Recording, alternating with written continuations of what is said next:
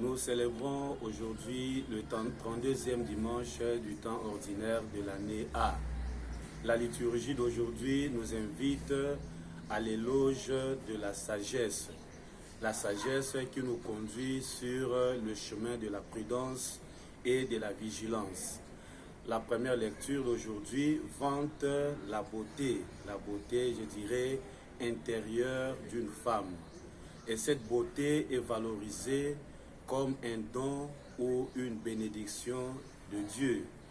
Tandis que la deuxième lecture d'aujourd'hui, tirée de l'épître de Saint Paul aux Thessaloniciens, nous invite à la préparation car le Seigneur revient, car le Seigneur reviendra pour nous prendre.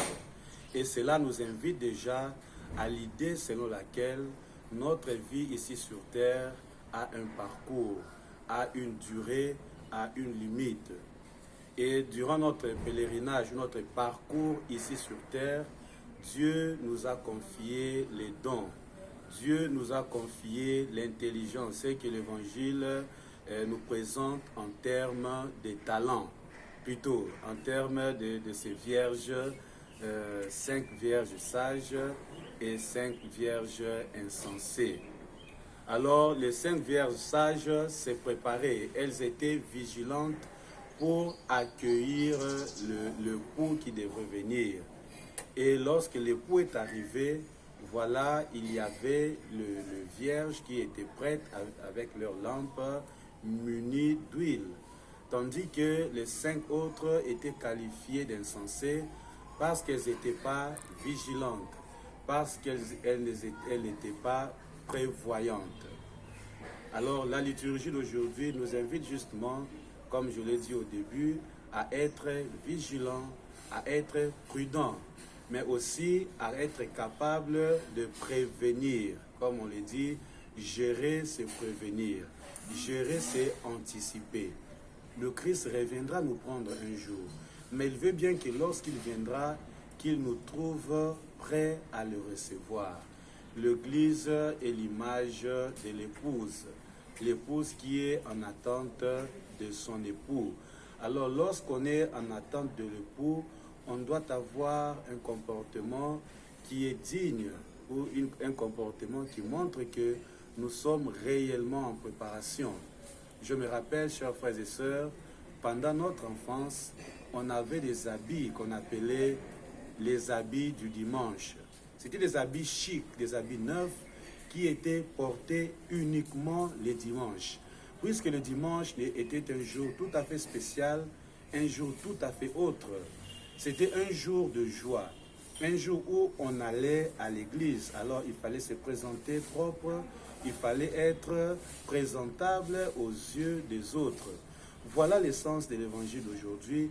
Nous devons être propres, nous devons avoir notre habit, les habits appropriés pour les dimanches, pour la rencontre avec le Seigneur.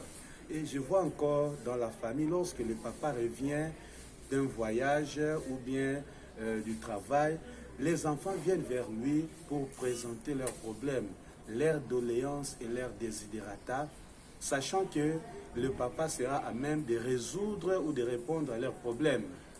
Le Christ aussi, lors de son retour, il viendra d'abord pour nous prendre, il viendra pour nous écouter, il viendra pour trouver une solution, donner une solution à nos problèmes.